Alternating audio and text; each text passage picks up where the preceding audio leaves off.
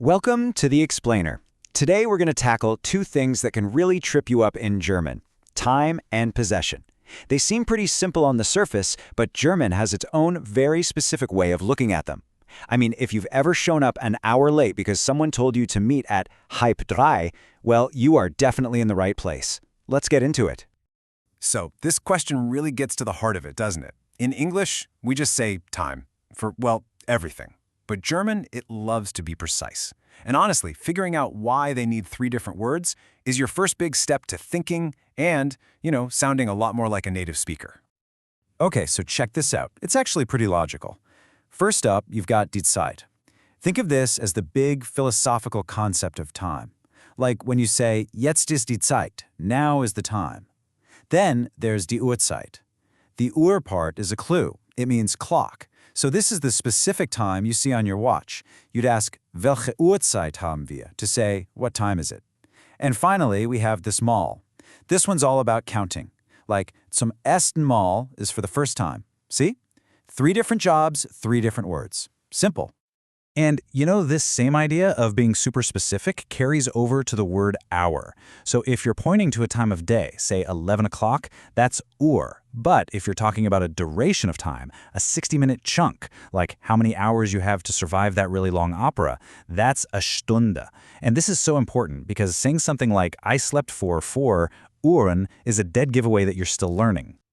All right, now let's build on that and get into one of the most famous, or maybe infamous, parts of telling time in German. The idea itself is actually pretty simple, but it does require you to kind of flip your English-speaking brain inside out for a second. This right here is the golden rule. Just burn this into your memory. Forget everything you know about half past. In German, when you hear halb, it always means you are halfway to the next hour. Once you get that one little idea, I promise the rest just clicks into place. Okay, let's put that rule to the test. Someone says to you, wir treffen uns halb zwei. We're meeting at 1:30. What time do you set your alarm for? Your brain, the English-speaking part of it, is just screaming 2:30, right? But if you show up at 2:30, you'll be standing there all alone for an hour. And here is exactly how to think about it. You hear the hour, zwei, okay? That's 2 o'clock. Then you remember our golden rule. Halb means halfway until that hour. So you just take 2 o'clock and go back 30 minutes, and boom, you land on 1:30.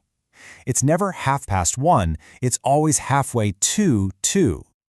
All right, so we've got the pieces, but knowing the words is one thing. Actually using them in a sentence without sounding like a robot is a whole other ballgame.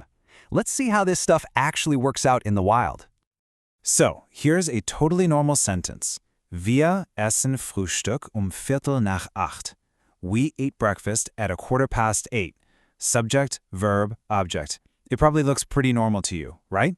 But if you really want to sound natural, you need to know the little trick that native speakers use all the time. To really emphasize when something is happening, German speakers will often grab that time phrase and stick it right at the beginning of the sentence. But, and this is a big but, watch what happens when they do that. The time phrase, 7:15, takes that number 1 spot. So the verb, essen, has to jump into the 2nd spot, and that pushes the subject, wir, into 3rd place. They do a little switcheroo. It's called subject-verb inversion. And getting the hang of that rhythm is a huge step towards sounding fluent. Okay, time to switch gears. We've figured out our daily schedule, and now we're on a first date. The conversation's getting a little more personal. We're talking about family, getting to know someone, and for that, we're going to need a completely different set of tools. Possessive pronouns. My, your, her, his, all that good stuff.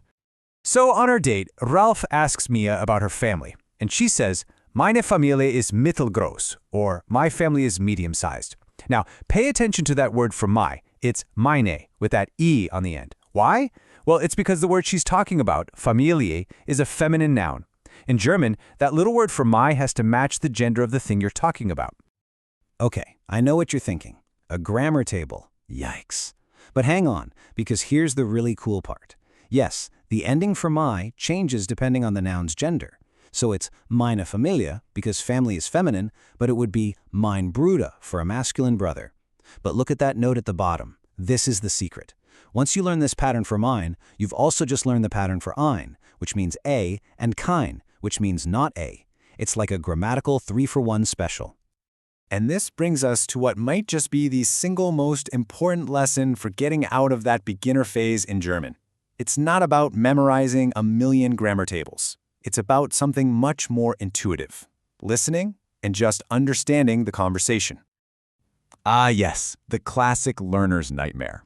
You hear the word ear, and as you can see, it could mean 4 totally different things. It seems impossible, right? You're probably thinking, how on earth does anyone know what's going on with this much confusion? So yeah, here they are, all laid out. You've got lowercase ear for her and their, capitalized ear for the formal your, and then euer for the informal plural your. They can all end up sounding exactly the same in a sentence. So, what's the secret? How do you crack the code? The answer is actually so simple, and it's something you already do in English all the time without even realizing it. I mean, think about it. How do you know the difference between there, and there when you hear someone talking?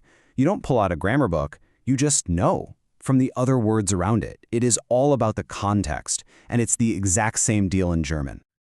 Let's jump back to that date. Mia just told Ralph she has a brother and a sister.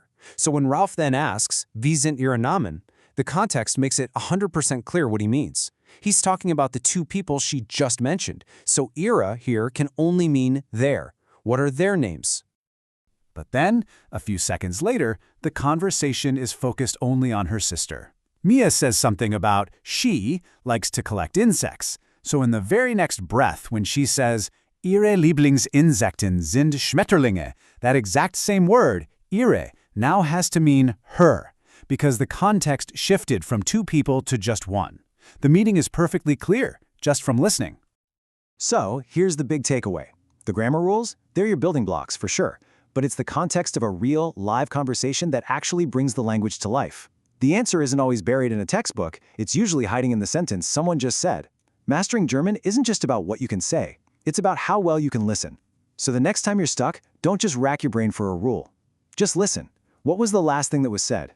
That context, that's the real key.